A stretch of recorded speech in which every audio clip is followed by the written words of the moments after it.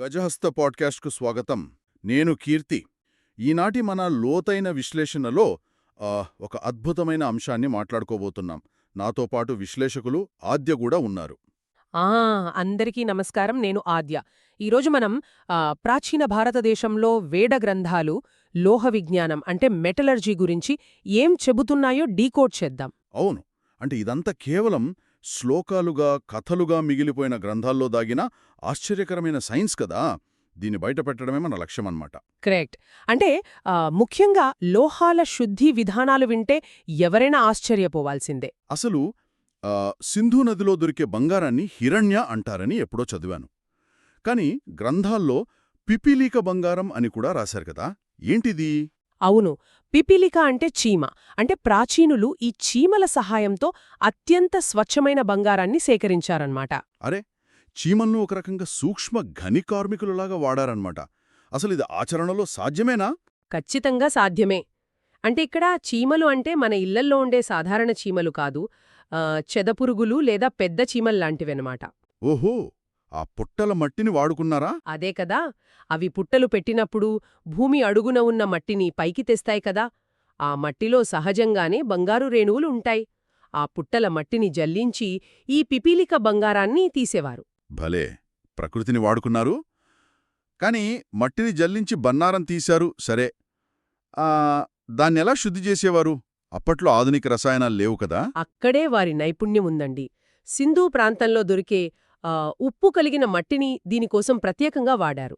ఉప్పు కలిగిన మట్టితోనా? అసలు ఘనరూపంలో ఉన్న బంగారాన్ని ఎలా శుద్ధి చేశారబ్బా? చెత్తాను. అపరిశుభ్రమైన బంగారాన్ని పల్చని రేకులుగా చేసి ఆ మట్టితో కలిపి వేడి చేసేవారు. ఆ ఉష్ణోగ్రత వద్ద మట్టిలోని సోడియం క్లోరైడ్ అంటే ఉప్పు బంగారంలో ఉండే వెండి లాంటి మలినాలతో చర్య జరుపుతుంది. ఓహో, అంటే ఆ వెండిని క్లోరైడ్ రూపంలో ఘనస్థితిలోనే వేరుచేశారన్నమాట. ఎగ్జాక్ట్లీ. బంగారాన్ని ద్రవంగా మార్చాల్సిన అవసరం లేకుండానే సాలిడ్ స్టేట్లోనే శుద్ధి చేసిన అద్భుతమైన విధానమిది. ద్రవం గురించి మాట్లాడుతుంటే గుర్తొచ్చింది. కనకరస అంటే ద్రవరూపంలో ఉండే బంగారం గురించి కూడా మన గ్రంథాల్లో ఉంది గదా. అవును, కౌటిల్యుడి అర్థశాస్త్రంలో దీని ప్రస్తావన ఉంది. సిమెంటేషన్ అంటారు దీన్ని. ఆభరణాలపై పూత పూయడానికి వారు ఈ ద్రవ బంగారాన్ని లేదా రసవిద్ధ ద్రావణాలను వాడారు. ఇది వినడానికి బాగానే ఉంది, కాని ఎటువంటి యంత్రాలు లేని ఆ కాలంలో వెండి స్వచ్ఛతను ఎలా పరీక్షించారు? దానికి వాళ్ళు చాలా సరళమైన కాని ఖచ్చితమైన భౌతిక శాస్త్ర సూత్రాన్ని వాడారు. అంటే స్వచ్ఛమైన వెండిని కరిగించినప్పుడు అది వాతావరణంలోని ఆక్సిజన్ను విపరీతంగా తనలోకి పీల్చుకుంటుంది. పీల్చుకుంటుంది, సరే. మరి అది చల్లబడేటప్పుడు? ఆ ద్రవ వెండి నెమ్మదిగా చల్లబడి మళ్లీ ఘనరూపంలోకి మారుతున్నప్పుడు ఆక్సిజన్ను తన లోపల ఉంచుకోలేదు. దాంతో ఆ వాయువు ఒక్కసారిగా వేగంగా బయటకు తన్నుకొస్తుంది. అంటే మనం సోడా బాటిల్ మూత తీసినప్పుడు గ్యాస్ బుడగల్లా పైకొస్తుంది చూసారా, అలా అన్నమాట. కరెక్ట్. అప్పుడు వెండి ఉపరితలంపై కోడి జుట్టు ఆకారంలో ఒక నిర్మాణం ఏర్పడుతుంది. దాన్నే చులిక అంటారు. వావ్, ఆ చులిక ఆకారం వస్తేనే అది స్వచ్ఛమైన వెండి అనమాట. గ్యాసులకు సంబంధించిన 20వ శతాబ్దపు ఆధునిక సీవెట్స్ల సూత్రాన్ని వాళ్ళు అప్పటికే ప్రాక్టికల్గా వాడారంటే నిజంగా ఆశ్చర్యమే. అవునండి. ఒకవేళ అందులో రాగిలాంటి మలినాలుంటే ఆ ఆక్సిజన్ వాటితో కలిసి ఆక్సైడ్స్గా మారిపోతుంది. కాబట్టి గ్యాస్ బయటకు రాదు, ఆ ఆకారం కూడా ఏర్పడదు. అద్భుతం. సరే, విలువైన లోహాల గురించి విన్నాం.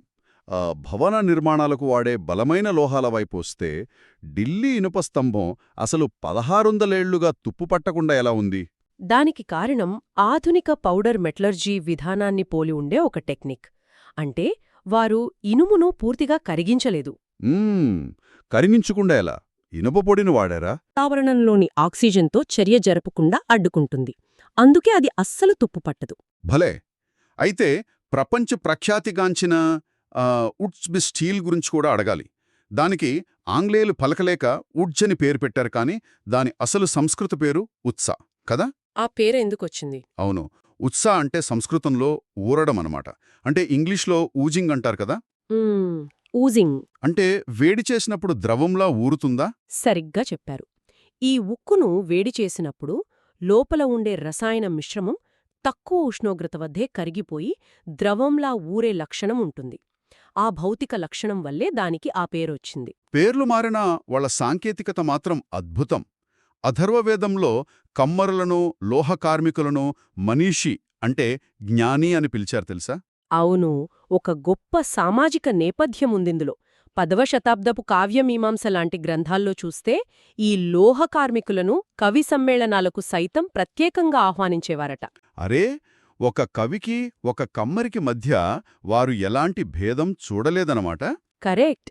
వాళ్ళ నైపుణ్యాన్ని ఒక విజ్ఞానంగా, ఒక కళగా గౌరవించారు ఆ కాలంలో. ఎంత గొప్ప ఆలోచన! ఇదంతా విన్న తర్వాత మనసులో ఒక బలమైన ప్రశ్న మెదులుతోంది. ఏంటది? ప్రాచీన గ్రంథాలలో ఈ స్థాయిలో సైన్స్ దాగి ఉంటే, కేవలం కల్పితాలు అనుకుంటున్న మన పురాణ కథల్లో ఇంకా డీకోడ్ చేయని మరెన్ని శాస్త్రీయ రహస్యాలు దాగి ఉన్నాయో గదా? నిజమే. ఇది ప్రతి ఒక్కరం ఖచ్చితంగా ఆలోచించాల్సిన విషయమే. అవును. గజహస్త పాడ్కాస్ట్ విన్నందుకు అందరికీ ధన్యవాదాలు. భవిష్యత్తులో మరిన్ని ఆసక్తికరమైన విశ్లేషణలతో మళ్ళీ కలుద్దాం.